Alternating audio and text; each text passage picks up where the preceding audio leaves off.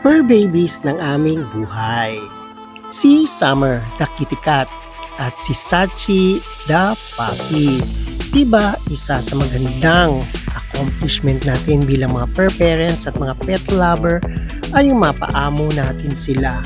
At bilang kapamilya na natin sila, yung journey natin sa pag-aalaga sa ating mga pet ay very chill at cool lang. Yan ang isi-share ko dito sa aking My Journal in Motion sa Love Life Me, Myself, and I dito sa Alexander YouTube channel. Kaya kung di pa kayo nakasubscribe, subscribe na kayo para parati kayo updated sa aking mga ganap. Sa pagkakatanda ko, nung maliit pa ako, hindi naman ako ganun talaga ka-pet lover. Pero noon, meron kaming mga alagang aspin. Siyempre, hindi pa kumulat na may mga imported pa lang mga babies na mga fur babies. Pero noon, meron kaming alagang aspin, hindi sinasadyang nakagat ako nito, kaya nagkaroon na ako ng phobia sa mga aso at makalmot ng mga pusa. Pero hindi ko inaasahan na sa edad kong ito nakasumpong pa ako ng mga maaamo at mababait na mga fur babies. Yan nga sila Sachi the puppy at si Summer the kitty cat. Kung di man tayo naniniwala sa mga swerte, naswertehan ko na sila ay nasumpungan kong mapunta sa aming pamilya. Kasi nga, ito ay regalo sa aking pamangkin na si Joanna Clarice. Pero sadyang napakababait nila at napaka-aamo. Diba, isa yun sa mga gusto nating ma-achieve bilang mga fur babies na aalagaan natin. Sila ay yung may pag-aang ng kalooban nila para sa atin at tayo rin sa kanila. Diba, yung tinatawag nga nating nakakagaangan agad. Yung bang, homey na sila. Yung bang sila ay masyado nang komportable sa atin. Diba, katulad nitong si Summer, the kitty cat. Diba, katabi ko na siyang natutulog. Napaamo ko siya. Pero nung dumating naman siya sa amin, maamo naman talaga siya. Lalo lang siya umamo dahil minahal namin siya at siguro naramdaman na rin naman niya na mahal siya ng pamilyang kanyang nabilangan o yung kanyang pamilyang nasumpungan. Hindi ba't sila din may tinatawag na swerte kasi hindi naman lahat ng mga fur babies napupunta sa magandang mag-alaga. Minsan nga naiisip ko kulang pa yung pag-aalaga. Doon sa mga nakikita ko talagang pinapamper nila yung kanilang mga alaga, diba?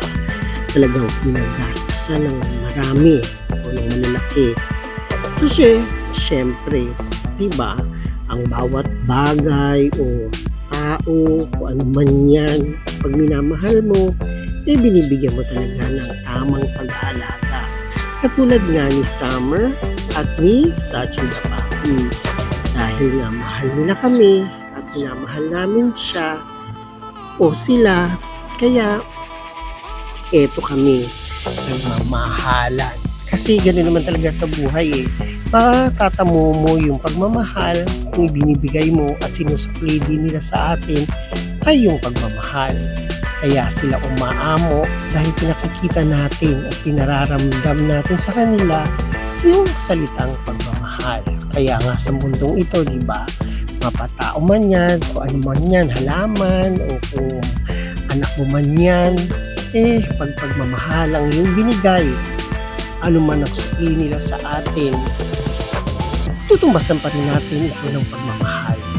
Kaya sila ay nagiging komportable sa buhay natin ito, yung mga fur babies natin, pagkaalagaan natin. Kasi diba, hindi naman lahat ng mga fur babies nga katulad na sinabi ko, napupunta din sa mga taong may kakayahan at may sapat na pagmamahal na ibinibigay sa kanila. Kaya bawat fur babies at bawat fur parents na may ganitong pagmamahal sa isa't isa, yan ay isang hindi natin matutumbasang na-achieve natin sa buhay na ito. Ang magmahal tayo ng ating mga alaga. Kaya nga tayo tinawag na pet lover kasi nga mapagmahal tayo sa ating mga alaga.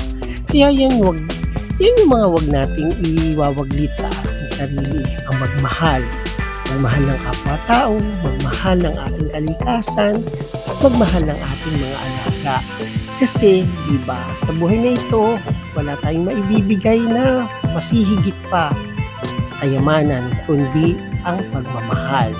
Kaya, yung sa mga may fur babies dyan, saludo ako sa inyo dahil ang pagmamahal sa mga alaga natin ay isang dakilang paggabay natin sa ating mga sarili dahil tayo ay minamahal nila at minamahal din natin sila. Kaya huwag nating aalisin ang init ng pagmamahal o yung alab ng pangangalaga sa kanila. Mga per parents, mga per babies, pagdasal tayo sa ating Panginoon na parati tayong gagabayan upang magmahalan dito sa mundo ito. Kasi wala namang pinipili di ba? Kung sinong mamahalin mo.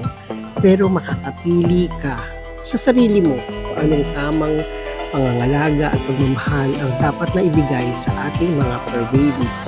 O siya, wala na naman akong yaman na maibibigay sa inyo pero meron akong munting na i-share sa inyo. Thank you for watching and God bless!